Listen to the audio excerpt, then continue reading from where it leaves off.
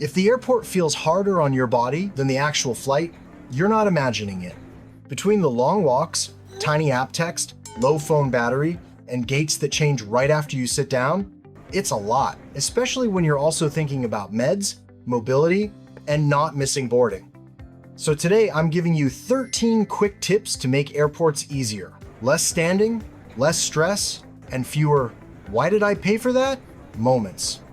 And stay with me, because near the end, I'll teach you a free shortcut that can save you a brutal line.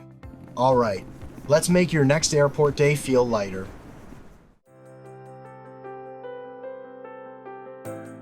Tip number 1 is a quick habit right before you hit pay, because this is where people accidentally overpay.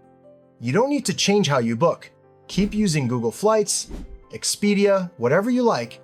Just add one extra tab at the end.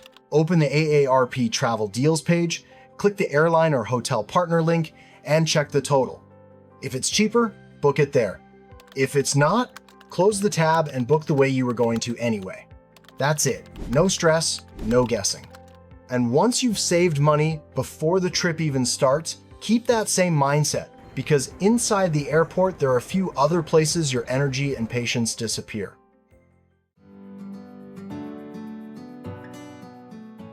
Once you're through security, the airport turns into a place where a bottle of water costs like it's a luxury item and a basic sandwich gets priced like it comes with a side of real estate.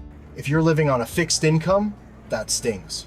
And if you're trying to keep your blood sugar steady, it's not just annoying, it can ruin your whole travel day. So what I do is really simple.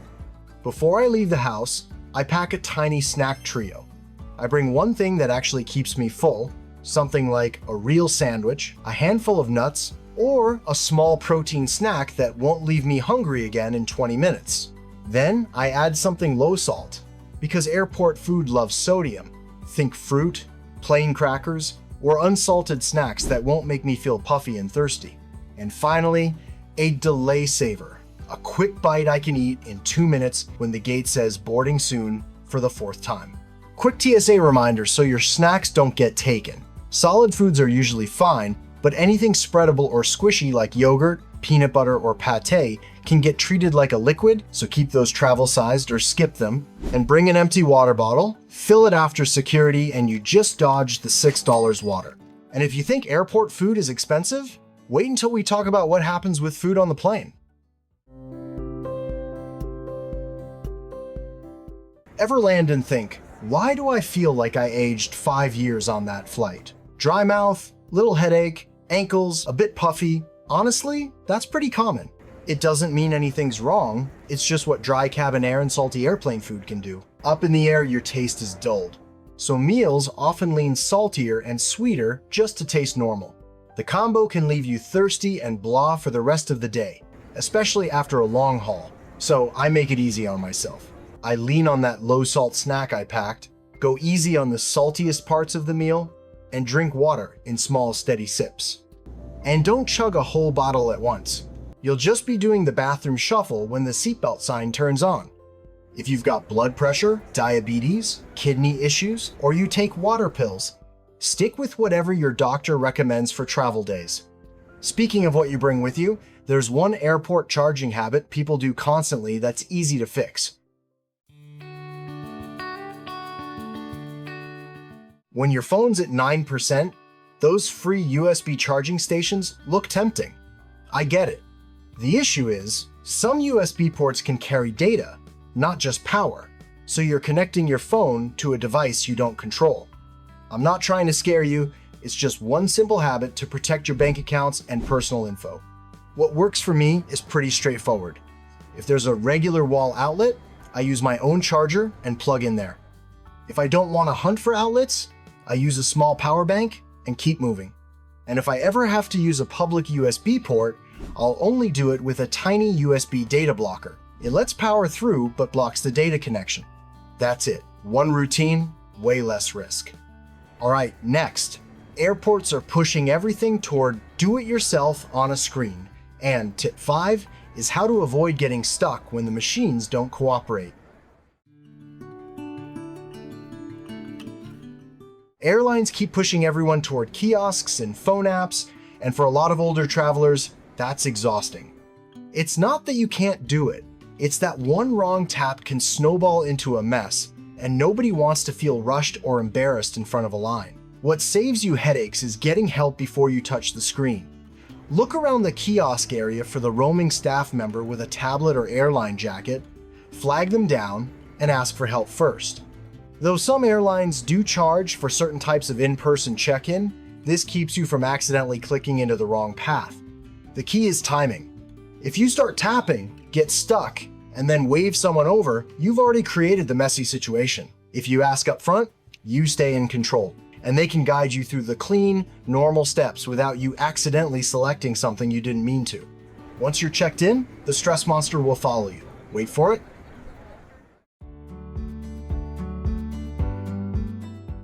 For a lot of older travelers, a lost suitcase isn't just annoying. It's the medications, the medical gear, the stuff you actually need to function. So the goal here is peace of mind, not perfection. Right before you hand your bag over, do a quick reset. Peel off every old baggage tag and sticker you can find. Those little leftovers can confuse scanners and send your bag on its own adventure. Then take 2 photos, one of your suitcase itself and one of the brand new bag tag they put on it. If something goes missing, those photos save you from trying to describe your luggage like you're reporting a missing pet. And this part matters most. Anything you truly can't replace. Meds, prescriptions, hearing aid supplies, chargers for medical devices, keep that with you in your carry-on. Even if you check a bag, your essentials stay in the cabin. If you use a tracker, put it deep inside the bag, tucked into an inner pocket, or under a layer of clothing so it doesn't fall out. The point isn't to fight the airline, it's just knowing where your bag is and feeling calmer if the carousel turns into a waiting game. You know why I'd never put your passport in the security tray on a thumbnail in giant letters? Because it can vanish in like 5 seconds. Don't leave your passport loose in a tray. The end of the belt is where everyone gets rushed. Shoes on, laptop stuffed, jacket grabbed, and that's exactly when thin little documents get forgotten because they blend into the tray. It gets worse if you get pulled aside for extra screening. Your tray keeps moving while you're stuck with TSA, and now your passport is separated from you in the busiest part of the checkpoint. That's when it can end up in lost and found, or become an opportunity for the wrong person to help themselves. What I do instead is give it one permanent home every time, a zip pocket or a small zip pouch. Hands full, passport goes back in that spot before you touch anything else. And if they insist it has to go in a tray, keep it inside a bright holder or zip pouch so it's impossible to miss when it comes out. If TSA pulls out that little white swab and wipes your hands, it's not about germs. They're checking for tiny traces of certain chemicals, and yeah, it can feel weird when it happens to you. The annoying part is you can trigger it without doing anything wrong. Heavy hand lotion, a little gardening residue, or even some household cleaners can stick to your skin and set off a false alarm. If you're older, getting pulled aside can make your heart race fast, just from the stress of the moment. So give yourself an easy win. Wash your hands before you get in the security line, go light on thick creams that morning, and if they do swab you anyway, stay calm and cooperate. 99% of the time, it's a quick check and you're right back on your way. Once you're past security, don't relax too much yet. Most airports hit you with the longest walk of the day to the gate. Have you noticed how your gate is almost never straight ahead after security? It's like the airport is allergic to a direct line.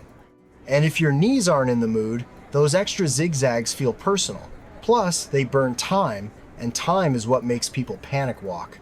So do this as a mini challenge right after security. Before you get pulled into the duty-free crowd, open the airport's interactive map on the app or website, type in your gate, and pick the simplest route, shortest path, elevators, accessible route, whatever keeps you out of unnecessary stairs and detours.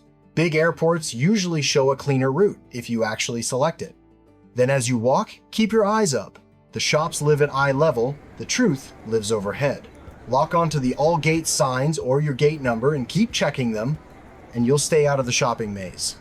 If the main path starts looking like a mall, drift to the outer edge. Those side walkways are often straighter and quieter. One more thing. If walking is hurting your knees or you're getting short of breath, don't push through it. Ask the airline staff at your gate or the information desk. Where do I request wheelchair or cart assistance to my gate? And do it early. Don't wait until you're already hurting. And if you're already thinking, okay, but I'm tired and it's loud, you're gonna like the next one because there's a free place to sit and decompress that a lot of people walk right past.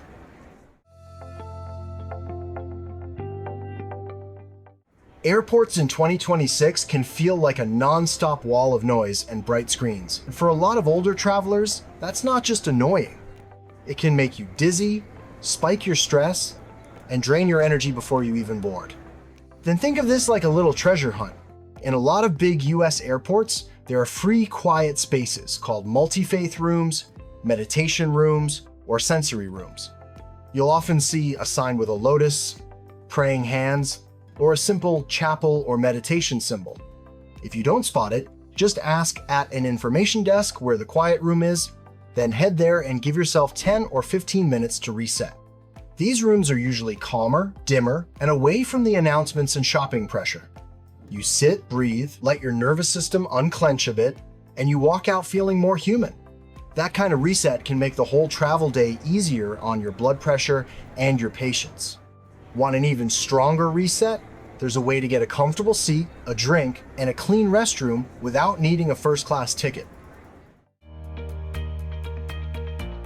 If your airport doesn't have a quiet room like the multi-faith or sensory space we talked about, a lounge can really rescue you. Think of it less like luxury and more like the basics done right. A comfortable seat, cleaner restrooms, and a reliable place to charge. Plus, a drink or snack that doesn't feel like highway robbery. And you don't need to be a frequent flyer celebrity to use one. Some lounges sell day passes, and sometimes what you'd spend at the gate adds up fast anyway. Also, quick reminder, you might already have access through a credit card or a travel program and not realize it, so it's worth a quick check before your trip. Anyway, saving money inside the airport helps. But there's another part of the trip that can quietly drain you: immigration. If you've ever gotten home from a long international flight and then immediately met a 2-hour immigration line, you know how brutal that feels on your back, your knees, and your patience. Standing on concrete when you're already tired is its own kind of punishment. This is one of the best free tools to know about: Mobile Passport Control, or MPC. And I swear my mom was even proud of me when I told her about this. It's an official US government app, and when your airport has an MPC lane open, it can move you through a lot faster without paying for anything. The trick is doing the setup soon, not while you're jet lagged in a crowded hallway. Download the app before your trip and have your passport info ready.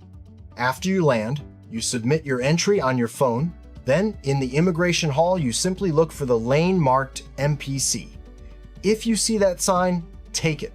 However, you should know this ahead of time so you don't get disappointed.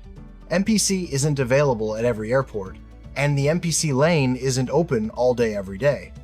And for the final move, I'm going to show you how to look at one thing on your boarding pass and instantly know the least painful way to get where you're going. Most people only check the gate and seat, but if you want a smoother airport day, there are 3 quick things to glance at, because they save you steps, time, and drama. First, find your boarding group or zone. That's your when do I move number.